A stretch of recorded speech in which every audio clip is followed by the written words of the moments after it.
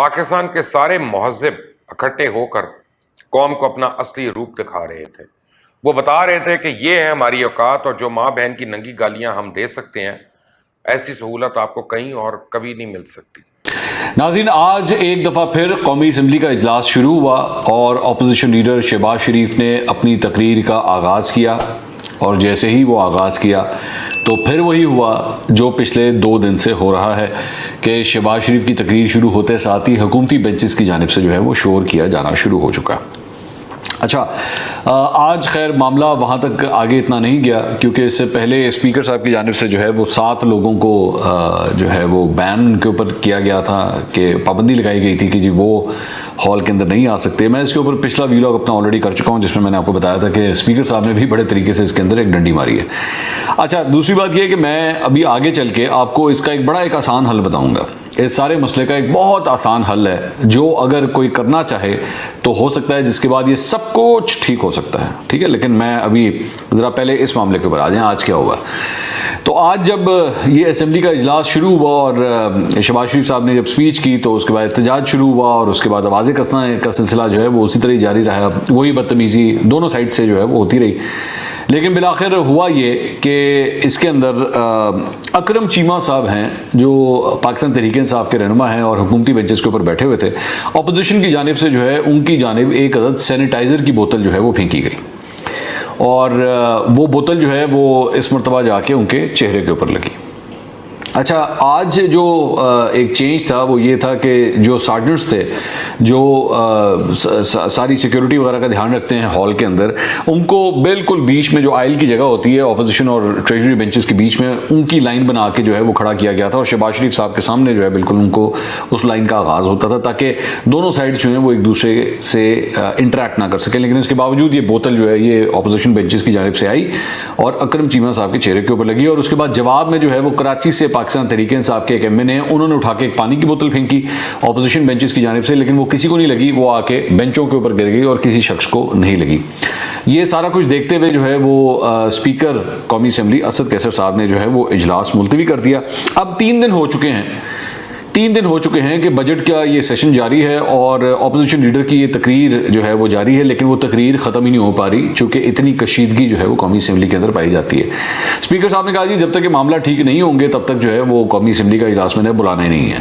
یہ انہوں نے اٹھتے بات کی. اب مجھے نہیں پتا اس میں کتنی دیر لگتی ہے یا وہ اس کے اوپر قابو پا سکتے ہیں یا نہیں پا سکتے. اینی ویز، اب آ جائیں 2 چیزیں جس کے اوپر میں نے بات کرنی ہے. تو ایک تو حل ہے، وہ ذرا میں آگے چل کے بتاتا ہوں، لیکن ایک اور ڈیولپمنٹ ہوئی ہے. روہیل اصغر صاحب مسلم لیگ نون کے جو رہنما ہیں، انہوں نے آج صبح میڈیا سے بات کی، اور میڈیا سے بات کرتے ہوئے ان سے ظاہری بات ہے میڈیا نے سوال کیا کہ جی آپ نے بھی کل ایک گالی دی تھی جس کی وجہ سے علی اوان صاحب نے بھی جو گالی دی ہے. کل پاکستان نے اپنی تاریخ کا سیاہ ترین دن دیکھا. پاکستان کے سارے مہذب اکٹھے ہو کر قوم کو اپنا اصلی روپ دکھا رہے تھے. وہ بتا رہے تھے کہ یہ ہے ہماری اوقات اور جو ماں بہن کی ننگی گالیاں ہم دے سکتے ہیں ایسی سہولت آپ کو کہیں اور کبھی نہیں مل سکتی. ابراہیم لنکن نے کہا تھا کہ اگر کسی کی اوقات دیکھنی ہو تو اس کے اقتدار کی طاقت اس کو دے دو اور وہ خود ساری دنیا کے سامنے ایکسپوز ہو جائے گا. اور وہ اس کوٹیشن کی اصلیت جاننی ہو تو آپ پاکستان کی پارلیمنٹ پہ ایک نظر تو مارے. میڈیا پہ خبر آ رہی تھی کہ قومی اسمبلی مچھلی منڈی بن گئی. نہیں، یہ مچھلی منڈی نہیں تھی. اسے مچھلی منڈی کہنا مچھلیوں اور اس منڈی کی توہین ہے. کیوں؟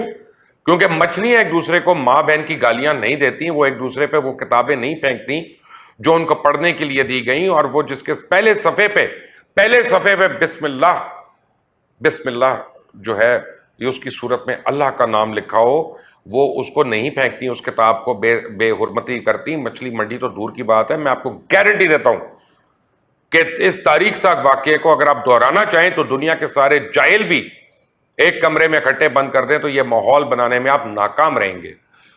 یہ ماحول ہمارے عظیم لیڈران صرف قومی اور صوبائی اسمبلیوں میں ہی بنا سکتے ہیں. ہمیں بتایا جاتا ہے کہ ماں باپ کو اپنے بچوں کے سامنے نہیں لڑنا چاہیے کیونکہ اس سے بچوں کی تربیت پہ غلط اثر پڑتا ہے.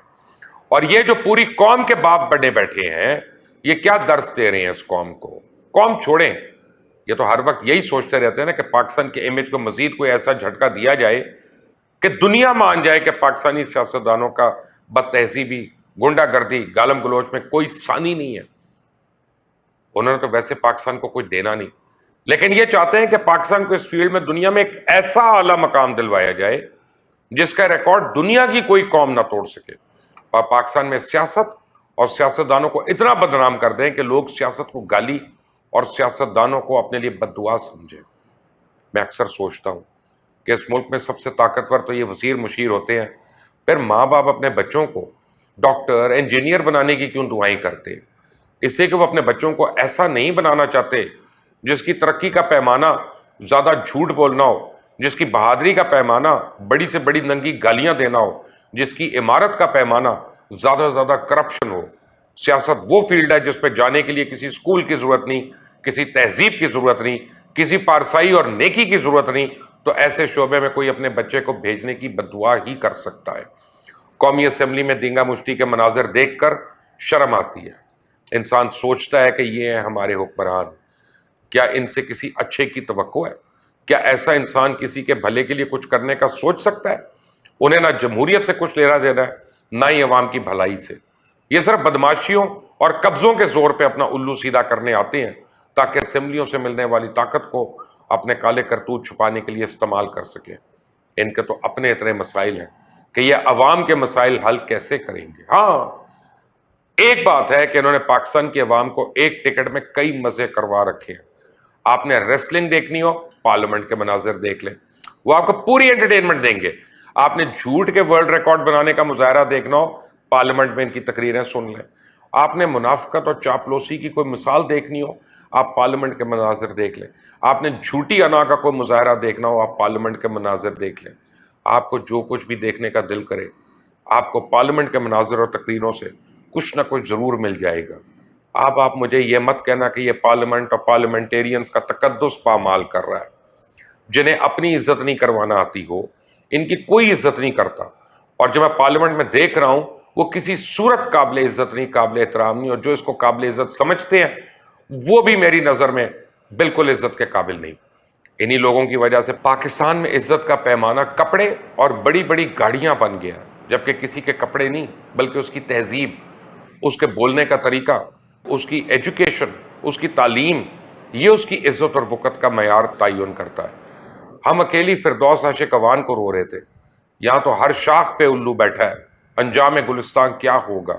یہی نہیں، اس حوالے سے بہت بھی لطیفے بھی سامنے آ گئے، اور ان لطیفوں کے ذمہ دار بھی وہی پارلیمنٹیرینز ہیں جو اسی معیار پہ پورا اترتے ہیں۔ سرکاری اسکول میں استاد کچھ دیر کے لیے باہر چلا جائے تو پیچھے بیٹھے تعلیم سے تنگ بچے کلاس میں غدر مچا دیتے ہیں، لیکن میں نے ایسا غدر تو کبھی کسی کلاس سے بھی نہیں دیکھا جو غدر پارلیمنٹ میں مچایا گیا۔ کیا آپ نے کبھی سوچا کہ پاکستان میں اتنا ڈپریشن اور عدم برداشت ہے کیوں؟ جب ٹی وی چلاؤ ایسا لگتا ہے کوئی قیامت کا منظر ہے۔ بڑے بڑے ٹی وی ٹاک شوز شام 6 بجے سے لے کر سیاستدانوں کا جنگ و جدل، الزام تراشی، جھوٹ اور بہتان دیکھنا شروع کر دیتے ہیں، اور ایسا لگتا ہے جیسے یہ افغانستان، شام اور لیبیا کے جنگ زدہ علاقوں کا حال سنایا جا رہا ہے۔ ظاہری سی بات ہے نا، جو لوگوں کے اندر ڈالو گے وہی باہر بھی نکلے گا۔ یہ تو نہیں ہو سکتا کہ آم کی گٹلی کی جگہ امرود کا پودا نکل آئے گا۔ کیا دہشت گرد صرف اسے ہی کہے جانا چاہیے جو کسی کی سینے میں گولیاں مارے؟ کیا پارلیمنٹ جیسے ادارے کا تقدس کا قتل دہشت گردی نہیں؟ کیا یہ پاکستان کی نیشنل سیکیورٹی پہ حملہ نہیں؟ اگر پارلیمنٹ پاکستان کی سالمیت کی ضامن ہے تو اس پر ایسا حملہ کیا دہشت گردی نہیں؟ اور جو اس کی ساکھ کو زمین بوس کر دے، کیا ان لوگوں پہ دہشت گردی کے مقدمات نہیں ہونے چاہیے؟ جو پارلیمان میں مجرموں اور دہشت گردوں کی طرح لڑ رہے تھے، بات صرف یہی ختم نہیں ہوتی جب ترقی کا پیمانہ صرف اور صرف اپنے مخالفین سے گالم گلوچ ہونا ہو، تو یہی ہوگا جب لیڈر ان اراکین کو یہ کہہ کر بھیجیں کہ جاؤ پارلیمان میں مخالفین کی صفوں کو تہس نہس کر کے رکھ دو، تو پھر یہی ہوتا ہے۔